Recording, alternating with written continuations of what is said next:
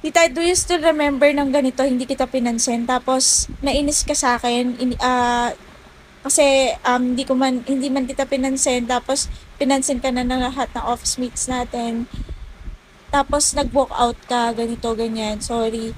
Ha? Sabi niya, hindi ko na nga naalala yun eh. Tapos, I remember all the times na nasaktan ko yung kapatid ko nung bata siya. Tapos, I think about it a lot of times na kung bakit ko yun nagawa. I think about yung,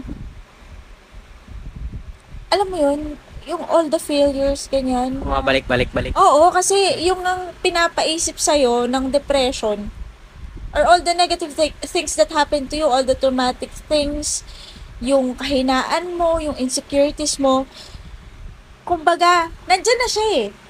Nandun na sila. Pero dati kasi, when you have a normal brain, kaya mo siyang ipagwalang bahala. Kaya mo siyang iset aside.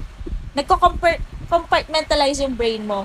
Pero when you have this, where you're in that state na you're depressed, parang, at least for me ha, na-amplify niya or napapalaki niya yung mga dapat na yung kaya mong i-handle supposedly pag okay ka.